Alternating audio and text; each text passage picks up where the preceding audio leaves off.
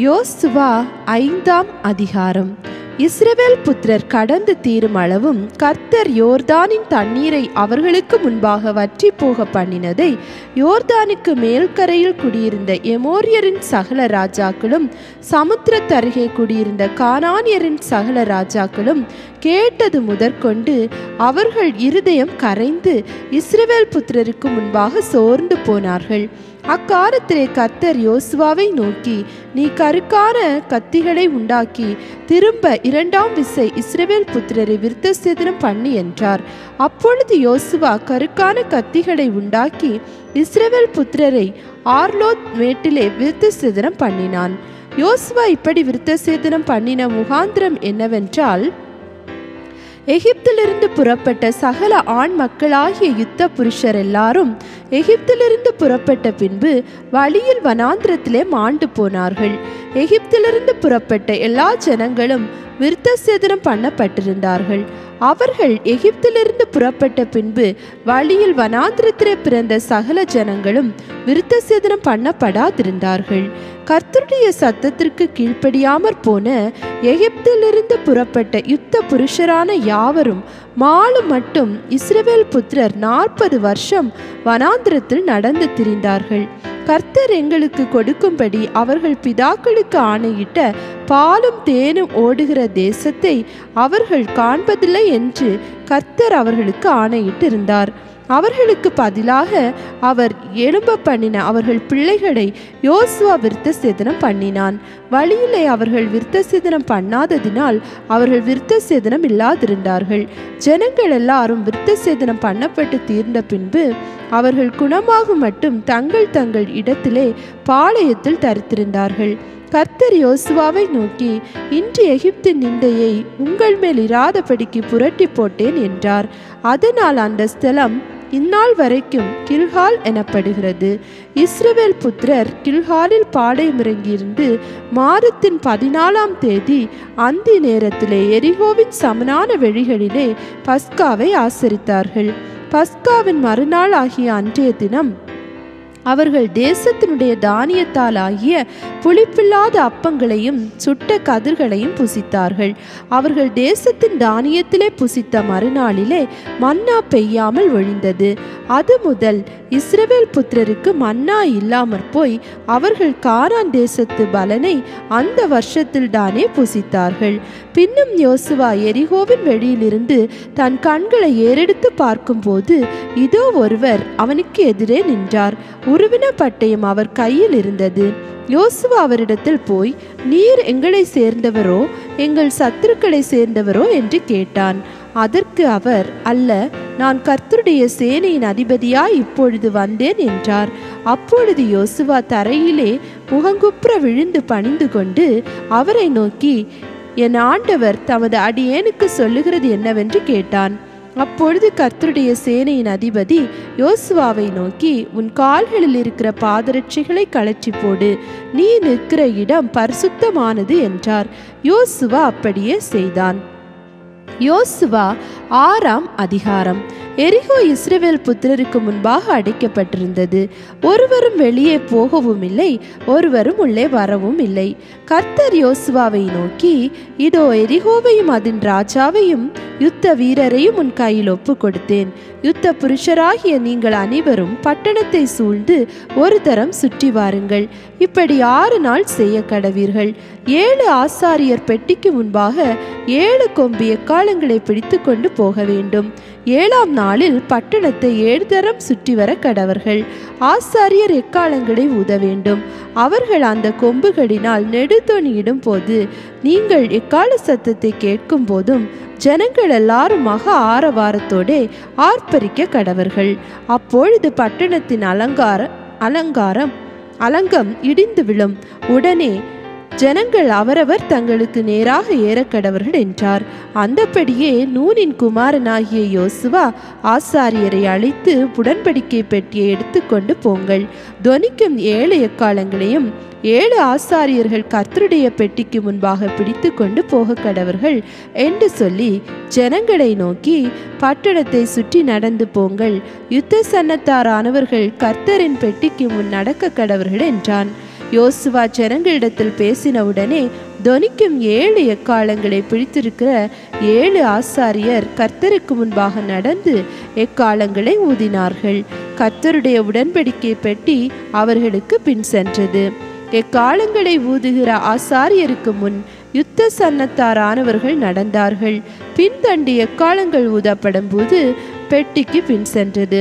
யோசுவா ஜனங்களை நோக்கி, நான் சொல்லும் நாள் மட்டும் நீங்கள் ஆர்ப்பரியாமலும் உங்கள் வாயினால் சத்தம் காட்டாமலும் இருங்கள்.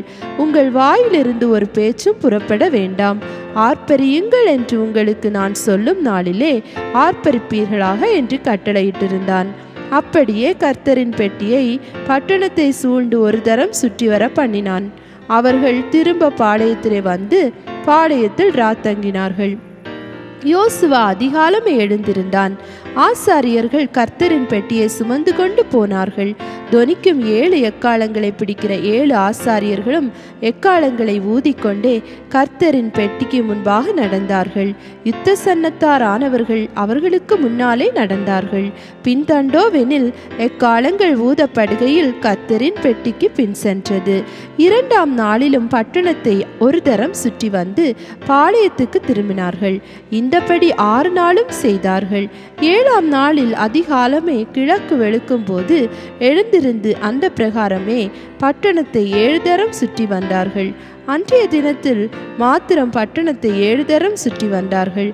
7ஆம் தரம் ஆசாரியர் எக்காலங்களை ஊதுகையில் யோசுவா ஜனங்களை நோக்கி, ஆர்ப்பரியுங்கள், பட்டணத்தை கர்த்தர் உங்களுக்கு ஒப்பு கொடுத்தார்.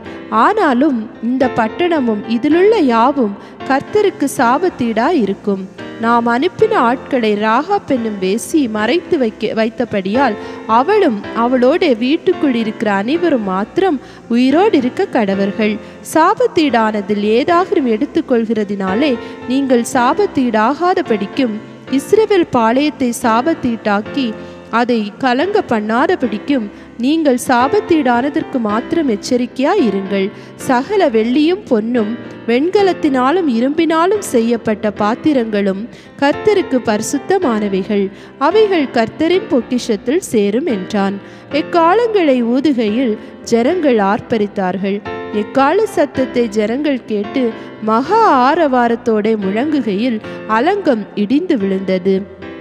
உடனே ஜனங்கள் அவரவர் தங்களுக்கு நேராக பட்டணத்தில் ஏறி பட்டணத்தை பிடித்து பட்டணத்தில் இருந்த புருஷரையும் ஸ்திரீகளையும் வாலிபரையும் கிழவரையும் ஆடு மாடுகளையும் கழுதைகளையும் சகலத்தையும் பட்டய கருக்கினால் சங்காரம் பண்ணினார்கள். யோசுவா தேசத்தை வேவு பார்த்த 2 புருஷரை நோக்கி, நீங்கள் அந்த வேசியின் வீட்டிலே போய் நீங்கள் அவளுக்கு ஆணையிட்டபடி அந்த ஸ்திரீயையும் அவளுக்கு உண்டான யாவையும் அங்கே இருந்து வெளியே கொண்டு வாருங்கள் என்றான்.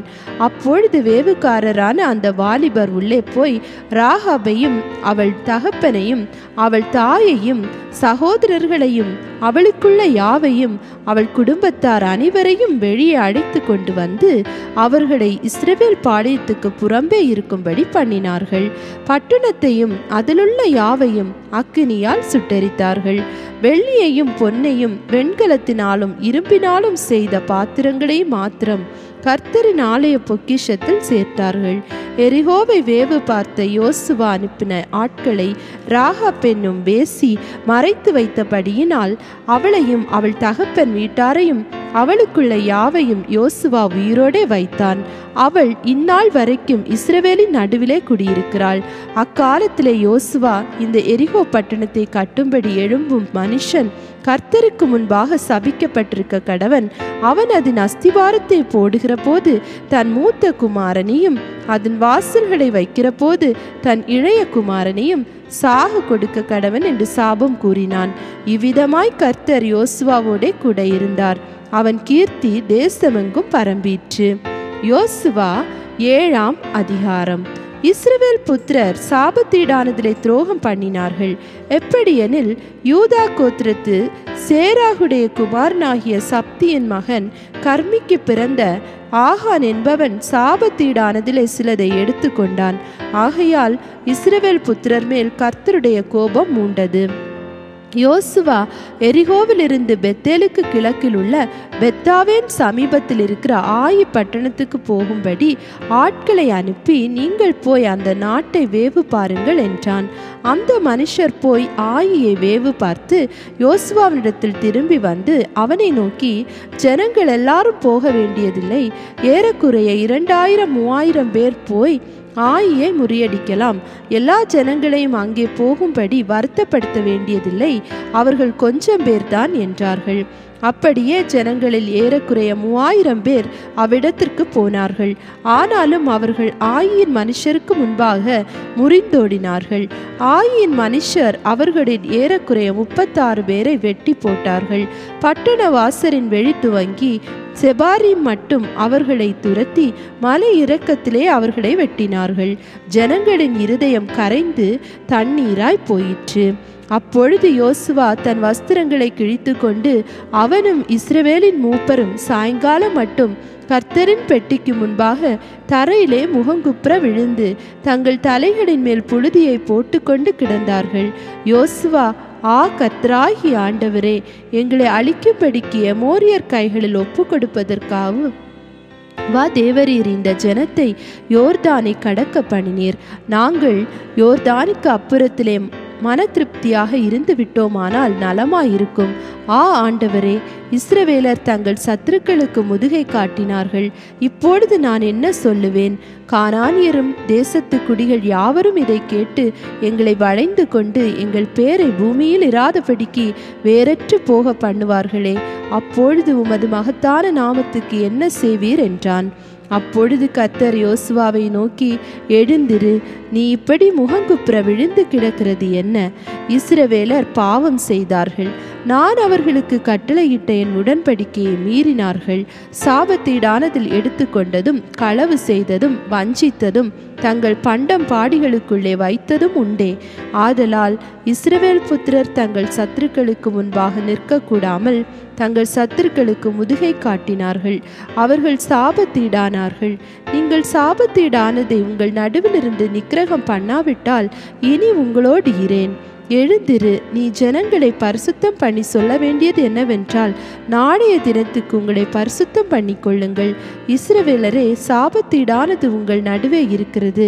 நீங்கள் சாபத்தீடானதை உங்கள் நடுவிலிருந்து விலக்காதிருக்கும் மட்டும் நீங்கள் உங்கள் சத்துருக்களுக்கு முன்பாக நிற்கக்கூடாது என்று இஸ்ரவேலின் தேவனாகிய கர்த்தர் சொல்லுகிறார். காலையிலே நீங்கள் கோத்திரமாக வர வேண்டும். அப்பொழுது கர்த்தர் குறிக்கிற கோத்திரம் வம்சமாக வர வேண்டும். கர்த்தர் குறிக்கிற வம்சம் குடும்பமாக வர வேண்டும்.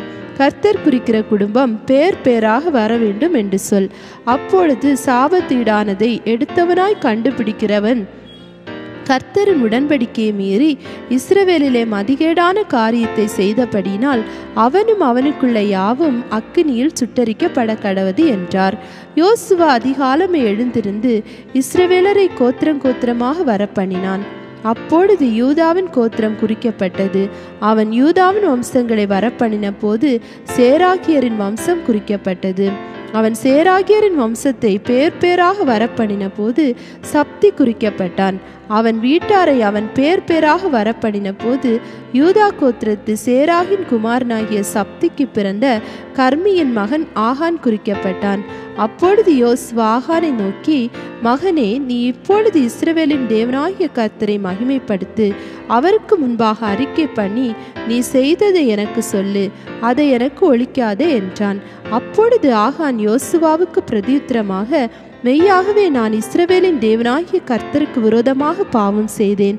இன்னின்ன பிரகாரமாக செய்தேன். கொள்ளையிலே நேர்த்தியான ஒரு பாபிலோனிய சால்வையையும் 200 வெள்ளி சேக்கலையும் 50 சேக்கல் நிறையான ஒரு பொன் பாலத்தையும் நான் கண்டு அவைகளை இச்சித்து எடுத்துக்கொண்டேன். இதோ அவைகள் என் கூடாரத்தின் மத்தியில் பூமிக்குள் புதைத்திருக்கிறது. வெள்ளி அதன் அடியில் இருக்கிறது என்றான். உடனே யோசுவா ஆட்களை அனுப்பி அவர்கள் கூடாரத்துக்கு ஓடினார்கள். அவனுடைய கூடாரத்தில் அது புதைத்திருந்தது. வெள்ளியும் அதன் கீழ் இருந்தது. அவைகளை கூடாரத்தின் மத்தியிலிருந்து எடுத்து யோசுவாவினிடத்திலும் இஸ்ரவேல் புத்திரர் எல்லாரிடத்திலும் கொண்டு வந்து கர்த்தருடைய சமூகத்தில் வைத்தார்கள். அப்பொழுது யோசுவாவும் இஸ்ரவேலர் எல்லாரும் கூட சேராகின் புத்திரனாகிய ஆகானையும் அந்த வெள்ளியையும் சால்வையையும் பொன் பாலத்தையும் அவன் குமாரரையும் குமாரத்திகளையும் அவன் மாடுகளையும் கழுதைகளையும் ஆடுகளையும் அவன் கூடாரத்தையும் அவனுக்குள்ள யாவையும் எடுத்து ஆகோர் பள்ளத்தாக்குக்கு கொண்டு போனார்கள். அங்கே யோசுவா, நீ எங்களை கலங்க பண்ணினது என்ன? இன்று கர்த்தர் உன்னை கலங்க பண்ணுவார் என்றார்.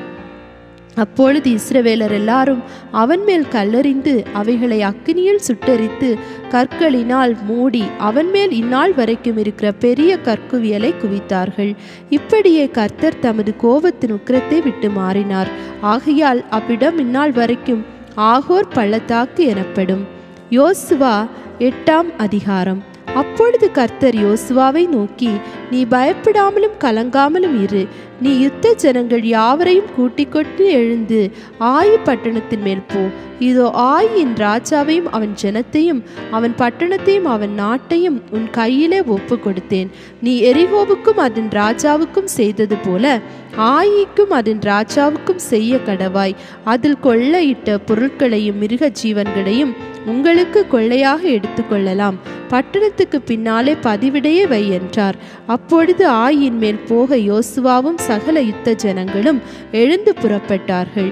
யோசுவா யுத்த வீரரான 30,000 பேரை தெரிந்தெடுத்து ராத்திரியிலே அவர்களை அனுப்பி அவர்களுக்கு கட்டளையிட்டதாவது, நீங்கள் பட்டணத்தின் பின்னாலே பதிவிருக்க வேண்டும்.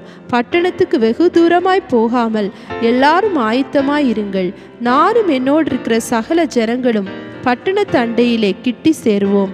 அவர்கள் முன்போல எங்களுக்கு எதிராக புறப்பட்டு வரும்போது அவர்களுக்கு முன்னாக நாங்கள் ஓடி போவோம். அப்பொழுது அவர்கள் முன்போல நமக்கு முன்னாக முறிந்து ஓடி போகிறார்கள் என்று சொல்லி எங்களை துரத்த புறப்படுவார்கள். நாங்களோ அவர்கள் பட்டணத்தை விட்டு இப்பாலை வரப்பண்ணு மட்டும் அவர்களுக்கு முன்னாக ஓடுவோம். அப்பொழுது நீங்கள் பதிவிருந்து எழும்பி வந்து பட்டணத்தை பிடிக்க வேண்டும். உங்கள் தேவனாகிய கர்த்தர் அதை உங்கள் கைகளில் ஒப்பு கொடுப்பார். நீங்கள் பட்டணத்தை பிடிக்கும் போது அதை தீ கொளுத்தி போடுங்கள். கர்த்தருடைய சொற்படி செய்யுங்கள். இதோ நான் உங்களுக்கு கட்டளையிட்டிருக்கிறேன் என்று சொல்லி அவர்களை அனுப்பினான். அவர்கள் போய் பெத்தேலுக்கும் ஆயிக்கும் நடுவே ஆயிக்கு மேற்காக பதிவிருந்தார்கள். யோசுவா அன்று ராத்திரி ஜனங்களுக்குள் தங்கினான். அதிகாலமே யோசுவா எழுந்திருந்து ஜனங்களை லெக்கம் பார்த்து இஸ்ரவேலின் மூப்பரோடு கூட ஜனங்களுக்கு முன்னாலே நடந்து ஆயின் மேல் போனான். அவனோடு இருந்த யுத்த ஜனங்கள் எல்லாரும் நடந்து பட்டணத்துக்கு எதிரே வந்து சேர்ந்து ஆயிக்கு வடக்கே பாளையம் இறங்கினார்கள். அவர்களுக்கும் ஆயிக்கும் நடுவே ஒரு பள்ளத்தாக்கு இருந்தது. அவன் ஏறக்குறைய 5000 பேரை பிரித்தெடுத்து அவர்களை பெத்தேலுக்கும் ஆயிக்கும் நடுவே பட்டணத்திற்கு மேல் அண்டையில் பதிவிடையாக வைத்தான். பட்டணத்திற்கு வடக்கே இருந்த சகல சேனையையும் பட்டணத்திற்கு மேற்கே பதிவிருக்கிறவர்களையும் திட்டம் பண்ணின பின்பு யோசுவா அன்று ராத்திரி பள்ளத்தாக்கிலே போயிருந்தான். ஆயின் ராஜா அதை கண்டபோது அவனும் பட்டணத்து மனுஷராகி அவனுடைய சகல ஜனங்களும் தீவிரித்து அதிகாலமே குறித்த வேளையில் இஸ்ரவேலருக்கு எதிரே யுத்தம் பண்ண சமனான வெளிக்கு நேராக புறப்பட்டார்கள். பட்டணத்துக்கு பின்னாலே தனக்கு பதிவிடை வைத்திருக்கிறதை அவன் அறியாதிருந்தான். யோசுவாவும் இஸ்ரவேலர் எல்லாரும் அவர்களுக்கு முன்னாக முறிந்து வனாந்திரத்துக்கு போகிற வழியே ஓடிப்போனார்கள். அப்பொழுது பட்டணத்துக்குள் இருந்த ஜனங்கள் எல்லாரும் அவர்களை துரத்தும்படி கூப்பிட்டு கொண்டு யோசுவாவை பின்தொடர்ந்து பட்டணத்தை விட்டு அப்புறப்பட்டார்கள். ஆயிலும் பெத்தேலிலும் இஸ்ரவேலரை பின்தொடராத மனுஷன் இருந்ததில்லை. பட்டணத்தை திறந்து வைத்துவிட்டு இஸ்ரவேலரை துரத்தி கொண்டு போனார்கள். அப்பொழுது கர்த்தர் யோசுவாவை நோக்கி, உன் கையில் இருக்கிற ஈட்டியை ஆயிக்கு நேராக நீட்டு, அதை உன் கையில் ஒப்பு கொடுப்பேன் என்றார். அப்படியே யோசுவா தன் கையில் இருந்த ஈட்டியை பட்டணத்துக்கு நேராக நீட்டினான். அவன் தன் கையை நீட்டின உடனே பதிவிருந்தவர்கள் தீவிரமாய் தாங்கள் இருந்த இடத்திலிருந்து எழும்பி ஓடி பட்டணத்துக்கு வந்து அதை பிடித்து தீவிரத்தோടെ பட்டணத்தை தீ கொளுத்தினார்கள். ஆயின் மனுஷர் பின்னிட்டு பார்த்தபோது இதோ பட்டணத்தின் புகை ஆகாசத்தில் எழும்புகிறதை கண்டார்கள். அப்பொழுது அங்கும் இங்கும் ஓடி போகிறதற்கு அவர்களுக்கு இடமில்லாமற் போயிற்று. வனாந்திரத்துக்கு ஓடின ஜனங்கள் தங்களை தொடர்ந்தவர்கள் முகமாய் திரும்பினார்கள். பதிவிருந்தவர்கள் பட்டணத்தை பிடித்ததையும் பட்டணத்தின் புகை எழும்புகிறதையும் யோசுவாவும் இஸ்ரவேலரும் பார்த்தபோது திரும்பிக் கொண்டு ஆயின் மனுஷரை முறியடித்தார்கள். பட்டணத்தில் இருந்தவர்களும் அவர்களுக்கு எதிர்பட்டதினால் சிலர் இப்புறத்திலும் சிலர் அப்புறத்திலும் இருந்த இஸ்ரவேலின் நடுவே அகப்பட்டு கொண்டார்கள்.